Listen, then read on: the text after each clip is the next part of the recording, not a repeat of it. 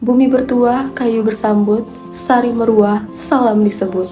Assalamualaikum warahmatullahi wabarakatuh. Halo teman-teman belajar semuanya. Perkenalkan, saya Della Alfionita. Pada kesempatan kali ini, saya akan menyampaikan informasi yang menarik untuk menambah pengetahuan serta wawasan teman-teman semuanya.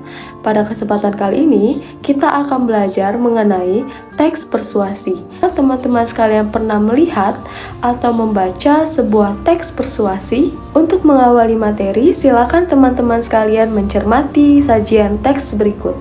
Apakah kalian mengenali bentuk teks tersebut? Ya, teks di atas merupakan salah satu jenis teks persuasi. Sebenarnya, apa sih teks persuasi? Teks persuasi adalah karangan yang berisi paparan, berdaya bujuk, ajak, ataupun imbau. Teks persuasi sering muncul dalam iklan, kampanye, pamflet promosi, dan lainnya. Sejalan dengan hal tersebut, tujuan dari teks persuasi adalah meyakinkan pembaca agar percaya untuk melakukan sesuatu. Setelah memahami pengertian teks persuasi, selanjutnya kita akan membahas mengenai jenis-jenis teks persuasi. Yang pertama, ada persuasi pendidikan. Persuasinya tentu digunakan dalam bidang pendidikan oleh orang-orang yang berkecimpung di dalamnya. Persuasinya tentu digunakan dalam hal-hal yang bertujuan pada pendidikan. Misalnya, mengajak masyarakat mengikuti wajib belajar. Yang kedua, persuasi politik. Persuasi ini digunakan dalam bidang politik oleh orang-orang yang berkecimpung di dalamnya. Misalnya, dalam memperkenalkan program pemerintah. Yang ketiga, persuasi propaganda. Persuasi ini digunakan dalam kegiatan kampanye agar pembaca atau pendengar menuruti ajakan dalam kampanye tersebut. Misalnya, ajakan untuk hidup sehat. Dan yang terakhir, adanya persuasi advertensi. Persuasi ini digunakan dalam memperkenalkan suatu barang atau jasa tertentu. Misalnya, iklan suatu produk atau jasa. Kita beralih pada materi berikutnya, yakni struktur teks persuasi. Struktur teks persuasi terdiri dari pertama, pengenalan isu, kedua, rangkaian argumen, yang ketiga, pernyataan ajakan, dan yang terakhir, penegasan ulang. Struktur yang pertama yaitu pengenalan isu, berisi pengantar atau penyampaian isu yang menjadi dasar penulisan ataupun pembicaraan. Yang kedua, rangkaian argumen, berisi pendapat terkait isu yang dibahas. Pada bagian ini diperkuat dengan fakta-fakta.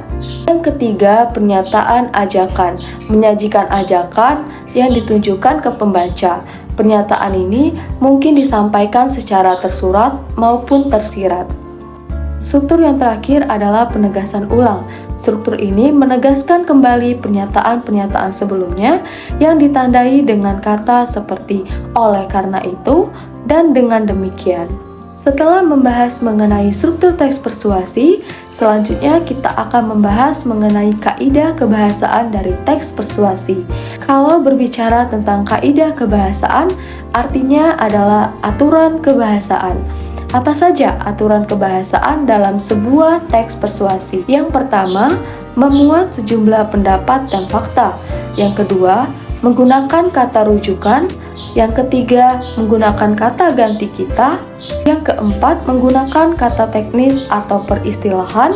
Yang kelima, menggunakan kata kerja mental seperti berpikir, menyimpulkan, praduga. Yang keenam, menggunakan konjungsi kausalitas.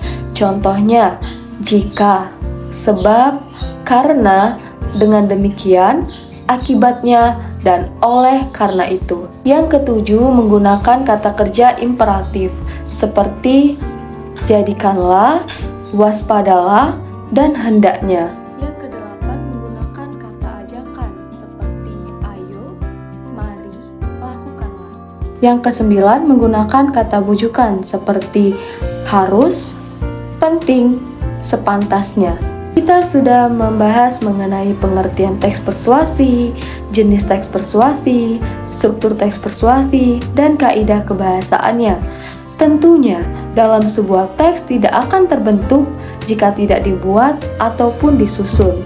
Nah, Pada penghujung materi kali ini, mari kita mengenali bagaimana cara menulis atau menghasilkan sebuah teks persuasi. Menulis teks persuasi memiliki beberapa tahapan. Yang pertama, tentunya kita harus menentukan topik atau tema yang ingin kita paparkan. Kedua, menentukan tujuan.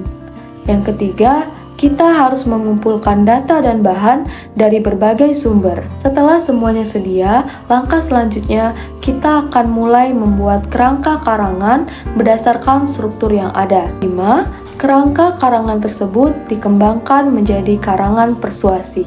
Setelah karangan persuasi telah mencapai hasil, langkah akhir adalah menarik kesimpulan. Baik teman semuanya, kita sudah membahas segala ruang lingkup dalam teks persuasi, mulai dari pengertian, jenis, struktur, kaidah kebahasaan, sampai dengan tahapan menulis teks persuasi. Semoga pelajaran hari ini dapat membantu teman semuanya dalam mengenali dan memahami teks persuasi. Sampai jumpa di pembelajaran berikutnya.